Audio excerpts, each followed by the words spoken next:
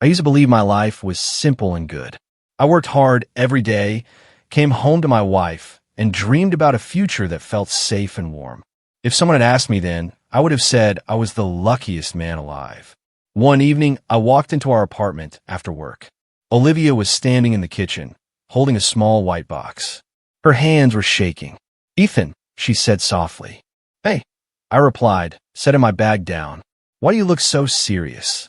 She stepped closer and placed the box in my hands. "Open it." I frowned. "Is this some kind of surprise?" "Just open it," she repeated. I lifted the lid and saw a pregnancy test inside. For a second, my mind stopped working. "Olivia, is this—" She nodded slowly. "Yes." "You mean you're pregnant?" "Yes." I stared at her. My chest felt like it might explode. "You're serious?"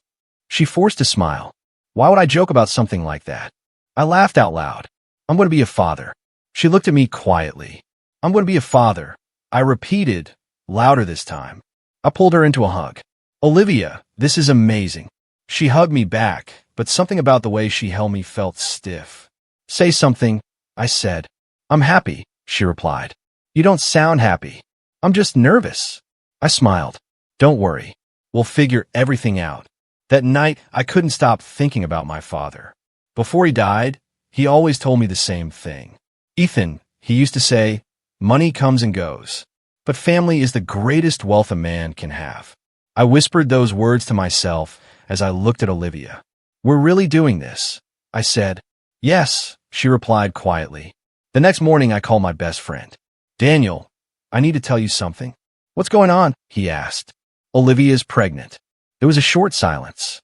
Then he laughed. "Wow, congratulations, man." "Thanks. You're going to be a dad," he said. "Yeah, I still can't believe it." "I'm happy for you," he said. "Come over tonight," I told him. "We should celebrate." "Of course," he replied. That evening, Daniel arrived with a bottle of wine. "Future father," he said, raising the bottle. "Future uncle," I joked. Olivia came out of the kitchen. "Daniel," she said. "Congratulations," he told her. "Thank you." He handed her the wine. "You deserve something special." She looked uncomfortable. "I shouldn't drink," she said. Daniel chuckled. "Right. Pregnancy rules." I watched them carefully. "So," Daniel said, turning to me, "how does it feel?"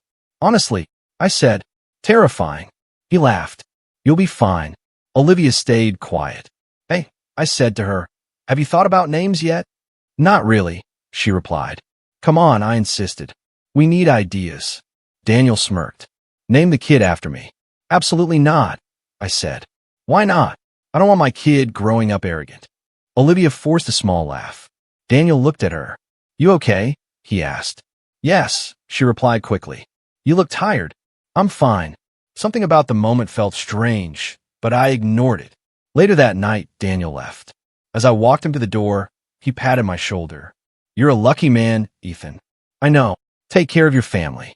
"I will." After he left, I stepped outside to throw away some trash. Our apartment watchman, Mr. Reed, was standing near the gate. "Good evening, sir," he said. "Evening," I replied. He looked toward the building. "You came home late today," he said. "Work was busy." He nodded slowly. "Everything all right?" I asked. "Yes," he replied, but he kept staring at the building like he was thinking about something. I shrugged it off and went upstairs. Inside the apartment, Olivia was sitting on the couch. "Are you feeling sick?" I asked. "A little. Do you want tea?" "No." I sat beside her. "We're going to be okay," I said. "I know. You're quiet tonight." "I'm just tired." I reached for her hand. "We'll be great parents," I told her. She didn't answer. "Olivia?" "Yes." "Are you happy?" She hesitated before speaking. "Yes." But she still wouldn't look at me. I tried to ignore the feeling growing in my chest. A few days later, I noticed something strange. Olivia started coming home later than usual. One night, I checked the clock. 11 already? She walked inside. "Where were you?" I asked. "Just out." "With who?" "A friend." "Which friend?" She sighed. "Why are you asking so many questions?" "I'm just curious." "I told you." "A friend." I nodded slowly. "Okay." That same night, I went downstairs to get the mail. Mr. Reed was standing near the gate again. "Good night, sir," he said. "Good night." He looked like he wanted to say something. But he stayed silent. I grabbed the letters and walked back upstairs. Inside the apartment, Olivia was already in bed. "Everything okay?" she asked. "Yes." I lay down beside her. The room was quiet. After a moment, I reached for her hand. "I promise something," I whispered. "What?" "I promise I'll be the best father." She looked at me. Then she smiled, but her eyes didn't look happy. Weeks passed after Olivia told me about the pregnancy, and I kept telling myself everything was perfect. Still, small moments began to feel strange. One evening, I heard Olivia's phone ringing in the kitchen. "Your phone is ringing," I called out. "I'll get it," she replied quickly. By the time I walked into the kitchen, she had already picked it up. "Hello," she said softly. She glanced at me, then turned away. "I'll call you back," she whispered before hanging up. "Who was that?" I asked. "Just a friend." "Which friend?" She shrugged. "Why does it matter?" "I was just asking." "You ask too many questions lately," she replied. I forced a smile. "Sorry, I didn't mean anything." She walked past me without another word. Later that night, we sat on the couch watching television. "Did you make a doctor appointment?" I asked. "Yes." "When?" "Next week." "Good," I said. "I want to come with you." She hesitated. "Of course," she said finally. I noticed she kept checking her phone. "Waiting for another call?" I joked. "No, you're acting nervous." "I'm pregnant, Ethan." "Of course I'm nervous." I nodded, trying to ignore the strange feeling in my chest. A few days later, Daniel showed up again. He walked into the apartment holding a large gift bag. "Look who's here," he said. "Daniel," I said, surprised. "You didn't call." "I was nearby." He handed the bag to Olivia. "What's this?" she asked. "Just a small gift," he replied. She opened it and gasped. "Daniel, this is expensive." "It's nothing," he said. I looked inside the bag. "Baby clothes?" I asked. "Only the best for my favorite future mom," he said with a grin. Olivia looked uncomfortable. "You didn't have to buy this," she said. "I wanted to." I crossed my arms. "You're spoiling her," I said. Daniel laughed. "Someone has to. I could spoil my own wife," I replied. "Relax," he said. "I'm just being a good friend." Olivia placed the clothes on the table. "Thank you," she said quietly. Daniel leaned back on the couch. "So," he said, "how's fatherhood treating you?" "I'm still getting used to it." "You'll be fine," he said. He looked at Olivia again. "Take care of yourself," he told her. "I am," she replied. Something about the way he said it made me uncomfortable. After he left, I turned to Olivia. "Why does Daniel keep bringing you gifts?" "He's just excited." "He seems very excited." "He's your friend," she said. "I know. Then why are you questioning it?" "I'm not questioning it." She sighed. "You're acting strange lately." "I'm just tired," I replied. One night, I woke up suddenly. The bed beside me was empty. "Olivia," I called softly. No answer. I got up and walked toward the living room. Then I heard a whisper from the balcony. "I can't talk long," Olivia said quietly. I froze. "Yes, he's here," she continued. My heart started beating faster. "Okay," she said. "I'll see you soon." She ended the call. I stepped onto the balcony. "Who were you talking to?" I asked. She jumped. "You scared me." "Who was on the phone?" "Just a friend." "At 2 in the morning?" She couldn't sleep. "What friend calls you at 2 in the morning?" "You're overreacting," she said. "I'm just asking." "Well, stop asking." She walked back inside. I stood on the balcony for a long moment, trying to calm my thoughts. Maybe she was right. Maybe I was just being paranoid.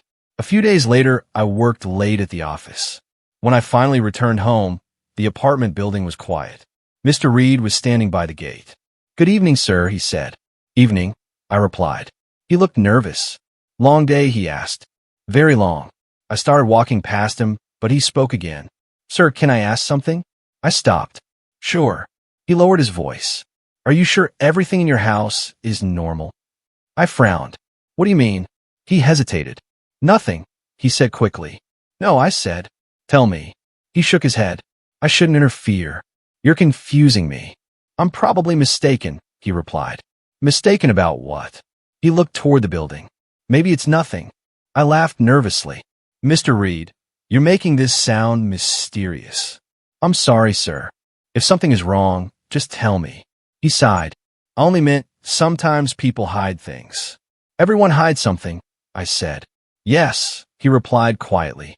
I shrugged. Thanks for the concern, I told him. Then I walked upstairs. Inside the apartment, Olivia was already asleep. I stood beside the bed, watching her. Her breathing was slow and calm. I sat down quietly. Olivia, I whispered. She didn't wake up. I looked at her face and tried to push away the doubts growing in my mind. Mr. Reed's words echoed in my head. Are you sure everything in your house is normal? I lay down beside her. The room felt colder than usual. I stared at the ceiling for a long time. Finally, I looked at Olivia again. And for the first time in my life, a frightening thought crossed my mind. What if I don't know my own wife? I couldn't sleep after what Mr. Reed said the night before. His quiet question kept repeating in my mind like an echo. Are you sure everything in your house is normal? The next day at work, I barely focused on anything. When I finally returned home that evening, I saw Mr. Reed standing near the gate again. I walked straight toward him. Mr. Reed, I said. Yes, sir. I need to talk to you. He looked uneasy. About what? About what you said yesterday. I told you it was nothing. It didn't sound like nothing. He shifted his weight. Sir, I don't want to get involved in personal matters. I'm asking you as a man who lives here, I replied. Please just tell me. He shook his head. No. Why not? Because families break easily. I stared at him. My family won't break because of the truth, I said. You don't know that.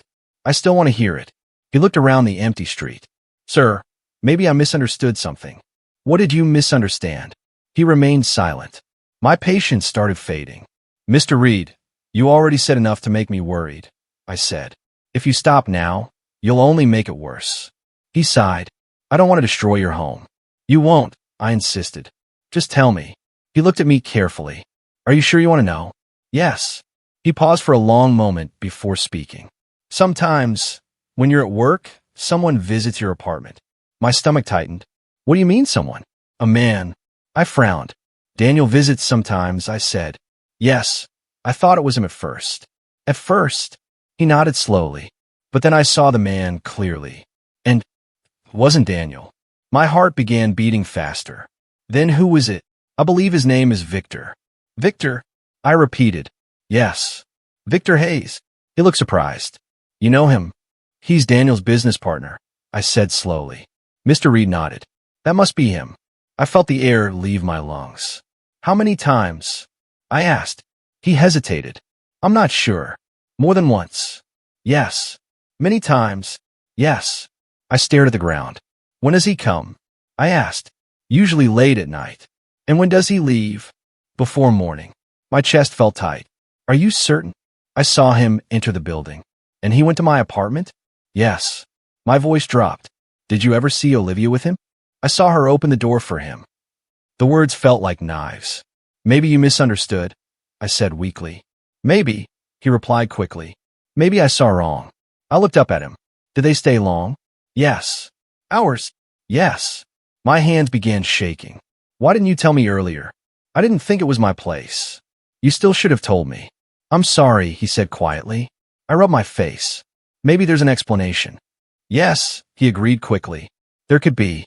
I forced a small laugh. Maybe Daniel asked Victor to deliver something. That's possible. Yes, I said, though I didn't believe it. Mr. Reed lowered his voice again. Sir, maybe you should talk to your wife. I nodded slowly. Yes, I will. I walked upstairs with heavy steps. When I opened the apartment door, Olivia was sitting on the couch. You're late, she said. Work was busy. She looked at me. Is something wrong? I sat across from her. I want to ask you something. What? Does Victor Hayes visit our apartment? Her expression changed instantly. Victor, she repeated. Yes. Why would he? That's what I'm asking. She stood up quickly. Where is this coming from? I just want the truth. You're acting crazy, she snapped. Just answer the question. No, he doesn't come here. Never. Never. Are you sure? She crossed her arms. Of course I'm sure. Because someone told me they saw him here. Her face hardened. Who? That doesn't matter. Yes, it does. Just tell me the truth. I already did. You swear? Yes. I watch her closely. You think I'm lying? She asked angrily. I didn't say that.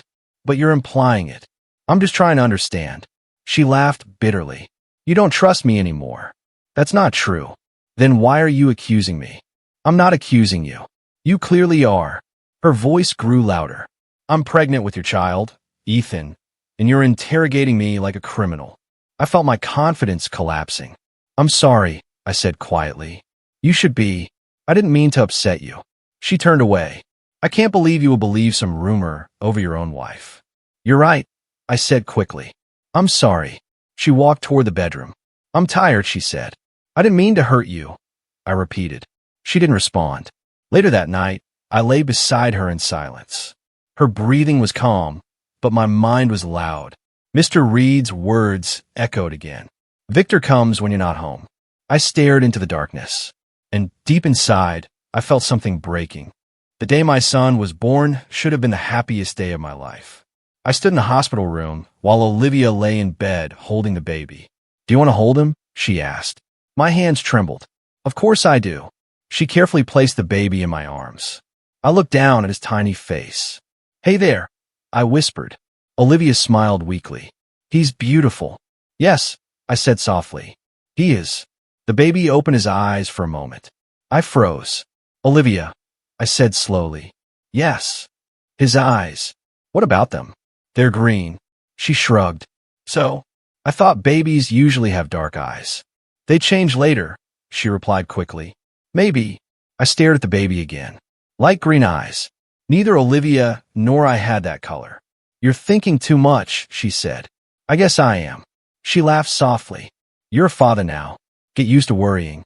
I already am. A nurse walked in. Everything looks good, she said. Thank you, I replied. Olivia looked at me.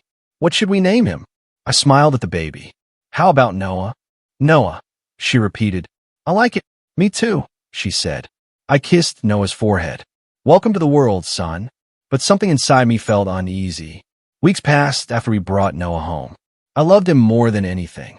Every night, I held him and whispered stories.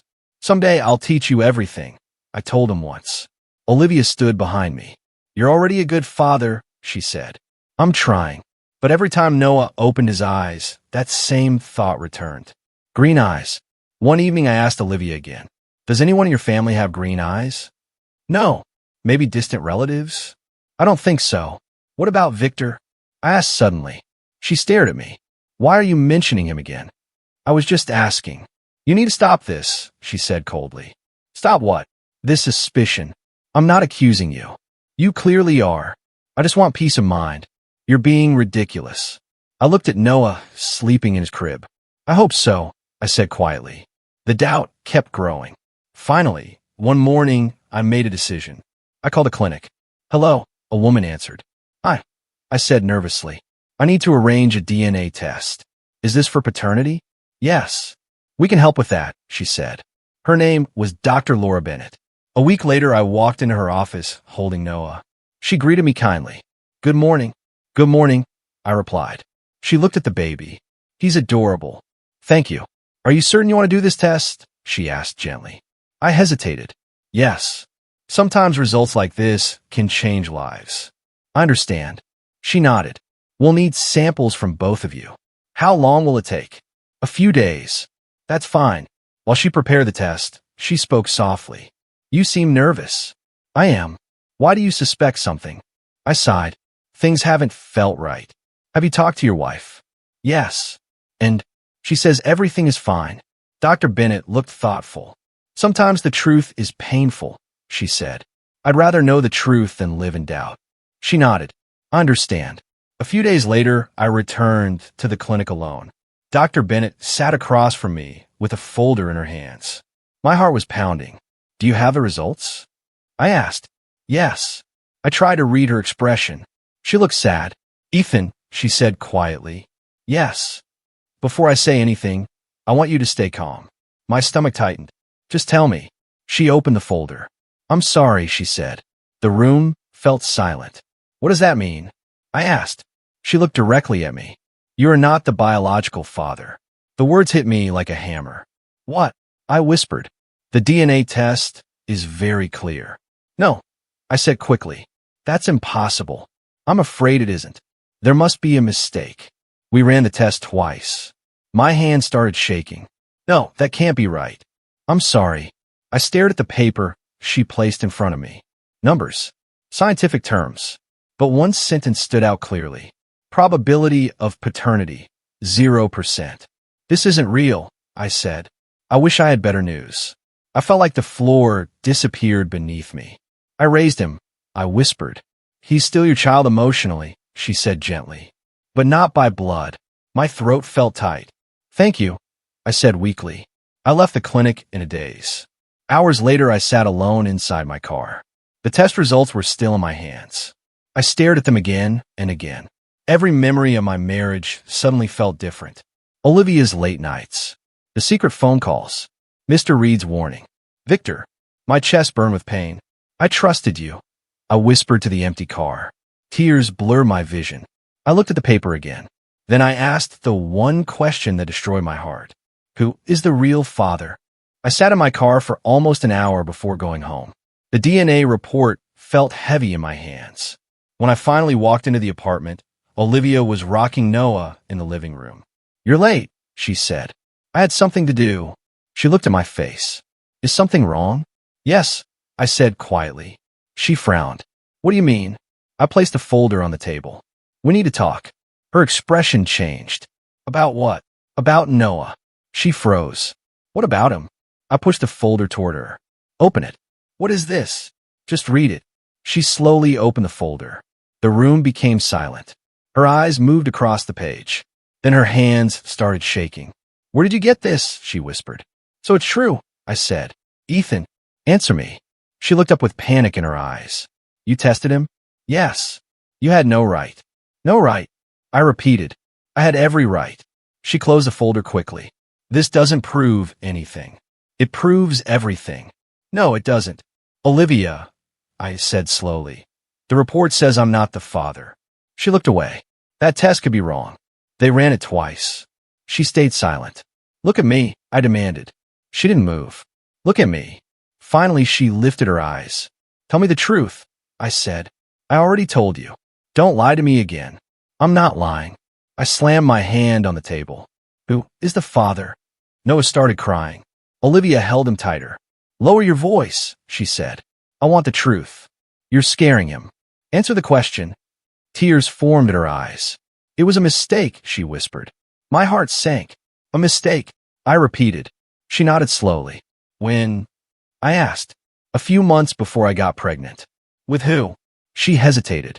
Say the name. Her voice trembled. Victor. The room spun around me. Victor Hayes. Yes. I laughed bitterly. Daniel's business partner? Yes. My hands clenched. How long? It only happened once. Once? Yes. And you expect me to believe that? It's the truth.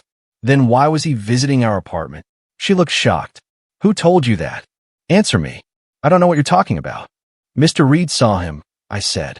Her face turned pale. You were meeting him behind my back, I continued. It wasn't like that. What was it like? We were arguing a lot back then. That's your excuse? I was lonely, she said quietly. So you slept with another man. She cried harder. I'm sorry. And then you let me believe the baby was mine. I didn't know what to do. You could have told me the truth. I was afraid. Afraid of losing your comfortable life. I asked coldly.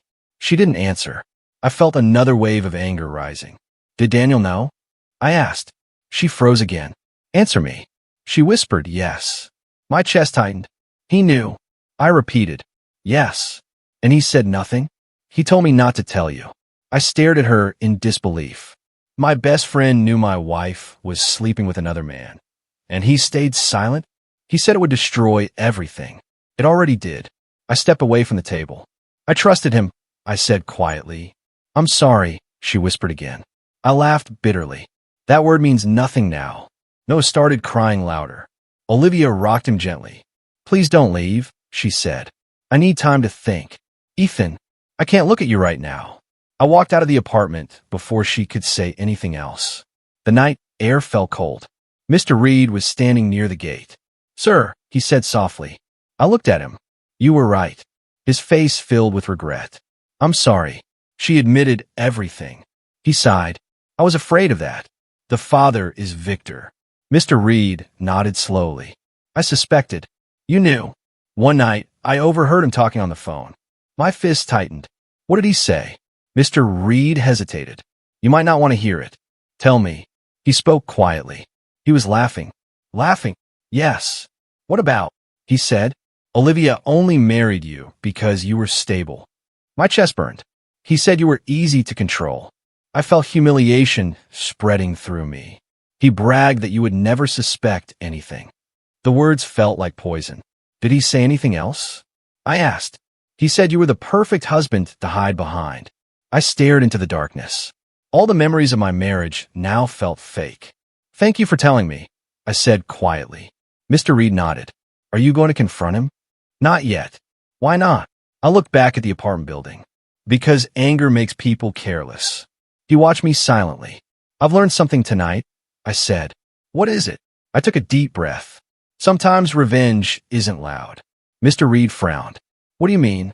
I looked at the dark sky. Sometimes it's quiet. And sometimes, I said slowly, it's patience. The next morning I called a lawyer. Good morning, the receptionist said. I need to file for divorce, I replied. May I ask your name? Ethan Carter. One moment, Mr. Carter. After a short pause, a calm voice came on the line. This is Mr. Harris. Hello, I said. How can I help you? I want to start divorce proceedings. Is it mutual or contested? Contested. I understand. Are there children involved? One baby. Biologically yours? No. He paused. Do you have proof? Yes. A DNA test. That will help your case. I thought so.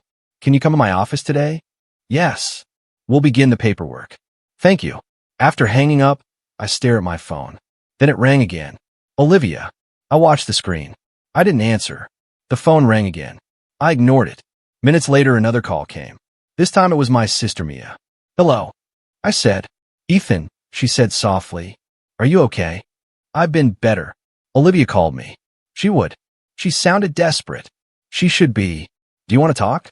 Yes. Come over, she said. I'm on my way. An hour later, I sat in Mia's kitchen. She placed a cup of coffee in front of me. You look exhausted, she said. I didn't sleep. Tell me everything. So I did. When I finished, Mia shook her head slowly. I can't believe Daniel knew. Neither can I. He used to come to our family dinners. I trusted him. Mia sighed. What will you do now? I'm divorcing Olivia. That's the right choice. It still hurts. Of course it does. I rub my face. I keep asking myself how I missed the signs. Because you loved her. That feels like a weakness now. No, Mia said firmly. It was your strength. I looked at her. I don't feel strong. You will. Ow. By moving forward. I'm trying. She smiled gently. You're already doing it. My phone buzzed again. Olivia. Mia looked at the screen. Are you going to answer? No. She might keep calling. Let her. What did she say last time? She said she was sorry. Do you believe her? It doesn't matter anymore. Mia nodded. What about Noah? She asked carefully. I looked down at the table. I love that child. I know, but he isn't mine. That doesn't erase your feelings. It changes everything. We sat in silence for a moment. Then Mia spoke again. What about Daniel and Victor? What about them? Are you going to confront them? No. Really? Yes. Why? Because life will handle them. She raised an eyebrow. That sounds mysterious. I shrugged. Maybe. A few days later, Mia called me again. Ethan, have you seen the news? No. What? You should turn on the TV. Hold on. I grabbed the remote and switched on the television. A reporter was speaking. Authorities have launched an investigation into Hayes and Brooks Consulting. My heart skipped. That's their company, I said. I know, Mia replied through the phone. The reporter continued. Detective Mark Sullivan confirmed allegations of financial fraud. I sat down slowly. Fraud, I whispered. Yes, Mia said. Someone reported them. The reporter spoke again. Sources say the investigation involves falsified investment reports and missing funds. I laughed quietly. That's interesting. What is? Mia asked. I didn't have to do anything. What do you mean? Karma is already working. Later that evening, my phone rang again. Olivia. This time I answered. Ethan, she said quickly. What do you want? I need to talk to you. There's nothing to say. Please. Why now? You saw the news, didn't you? Yes. Victor is in serious trouble. That's not my problem. I'm scared. You should be. I regret everything, she said. I stayed silent. I made the biggest mistake of my life, she continued. I know. Can we meet? No. Please. No, Olivia. Ethan. I'm filing for divorce. She started crying. I deserve that. Yes, you do. But I still love you. That's not my problem anymore. I ended the call. A strange calm filled my chest. The man who trusted everyone blindly was gone. In his place stood someone new, someone stronger. And for the first time in months, I felt free. The news hit like a storm. Daniel and Victor's company collapsed. Millions vanished. Lawsuits piled up. Victor disappeared, leaving Olivia alone with Noah. I was in my office when my phone rang. Ethan, Mia said, you need to see this. I grabbed the remote and turned on the news. Authorities have frozen Hayes and Brooks consulting assets. Daniel Brooks faces multiple charges of fraud. Victor Hayes is currently missing, and police are investigating his whereabouts. I leaned back in my chair, trying to process it. So, karma's really moving, I said quietly. Mia sighed. It's not over yet. Olivia, she called me. She's desperate. I felt a pang of annoyance. Let her be. Later that night, rain poured outside. I was cleaning my desk when a soft knock came at the door. Who is it? I called. It's me. Olivia. Her voice trembled. I froze. My heart still reacted despite everything. I'll be right there, I said reluctantly, opening the door. She was soaked, hair plastered to her face, tears running down her cheeks. Noah was in her arms, wrapped in a blanket. Ethan, please, she whispered. I didn't know what would happen. Victor, he's gone. Daniel, they're arresting him. I stepped aside, letting her in. She collapsed onto the couch, holding Noah tight. I'm so sorry, she cried. I never meant to hurt you. Please forgive me. Take me back. I stood silently, staring at her. The memories came flooding back. The laughter, the promises, the late-night talks, the first time I held Noah. I loved you, she sobbed. I loved you so much, and I ruined everything. I sat opposite her. Do you know how it felt to trust someone so completely, only to be betrayed? Yes, she whispered. Every night, I regret it. Every night. I asked, you think regret fixes lies, Olivia? Betrayal? Humiliation?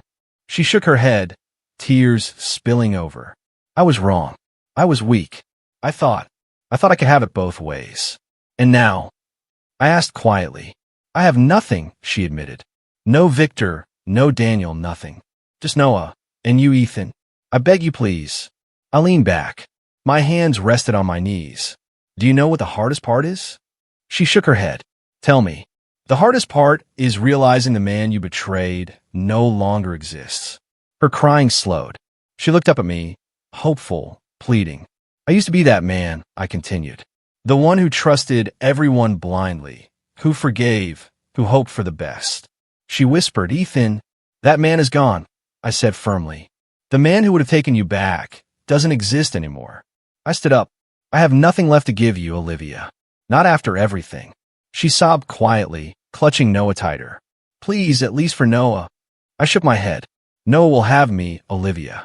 But not you. Your choices, your lies, they decided that. The rain continued to pour outside, the sound filling the room like a drumbeat of finality. I'm walking away, I said, my voice calm, steady. And for the first time, I'm walking free. She looked up, her eyes red and swollen. I could see her regret, her fear, her desperation. But it didn't matter. I turned and walked toward the door. Ethan, she whispered, a single word hanging in the air. I didn't answer. I opened the door, stepped into the rain, and walked away.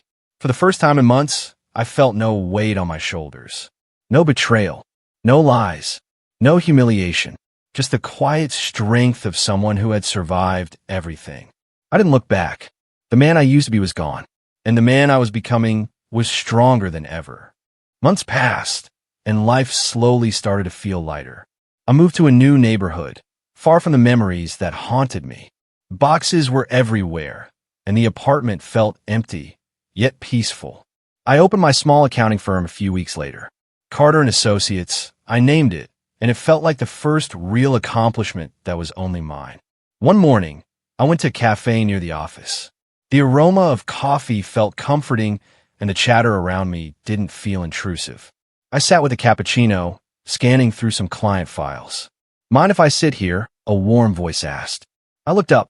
A woman, probably my age, with soft brown hair and kind eyes, smiled at me. "Sure," I said, moving my bag. "I'm Emma," she said. "Ethan," I replied. She glanced at my papers. "Accounting?" "Yes," I said. "Small firm." "That's great. You must be busy." "Trying to be," I said, smiling faintly. Over the next few weeks, we kept running into each other at the cafe. Conversations started small, coffee recommendations, the best pastry in the shop, but slowly they became longer. "You seem thoughtful today," Emma said one morning. "Just tired," I said. "Long night with work." She tilted her head. "You don't have to pretend with me, you know. I'm a good listener." I laughed quietly. "Pretend? No, it's just complicated." "Everyone has complicated things," she said. "Sometimes sharing helps." I hesitated. My past felt like a heavy weight. But something about Emma made me want to share. One rainy afternoon, I finally told her everything. The lies, the betrayal, the DNA test, Victor, Daniel, Olivia, Noah too. She listened without interrupting, her expression calm, her eyes warm. "I can't imagine how hard that was," she said quietly when I finished. "It was, I admitted, but talking about it helps." Emma smiled gently. "It's not your fault. And look at you now. You're still standing." I nodded. "I think I am." Weeks turned into months. The firm grew slowly but steadily. Emma and I continued our routine at the cafe, talking about everything and nothing. For the first time in years, anger and pain didn't dominate my thoughts. There was peace. One sunny afternoon, I decided to take a walk. I found myself passing by my old apartment building. The memories tugged at me, but I kept walking. At the gate, Mr. Reed was standing, leaning slightly against the railing. "Ethan," he said quietly, a small smile on his face. "Mr. Reed," I replied. "Good to see you." He nodded. Truth always finds its way out. I looked at him, then at the building. Everything inside those walls had been broken, yet somehow life outside those walls felt steady. "You were right," I said softly. He just smiled, as if saying nothing else needed to be said. I turned and continued walking. The streets smelled of rain-soaked pavement, and the city felt alive. I thought about everything that had happened, the betrayal, the humiliation, the long nights of doubt. And for the first time, it didn't hurt. It didn't matter anymore. Emma had taught me something, too, that life could be rebuilt slowly, one piece at a time, that people could be kind without expectation. I passed a small park and saw children playing. Noah would have been at that age soon. I pictured him laughing, running, safe and happy. I smiled quietly to myself. The greatest revenge, I realized, wasn't about making someone else pay. It wasn't about anger or punishment. It was about living a life so full, so steady, so strong, that their betrayal no longer had any power over you. I inhaled deeply. The air smelled fresh, like the start of something new. I walked faster now, my steps confident. Life wasn't perfect. It would never be perfect, but it was mine. I could build it however I wanted. And for the first time, I felt free. Emma waved from the cafe across the street. I waved back, smiling genuinely. The sun broke through the clouds. Warm light fell across the streets. I kept walking, head held high, knowing that the past would no longer dictate my future. I had survived. I had grown. And now, I was ready for everything that came next. My life wasn't perfect, but it was mine. And that was enough.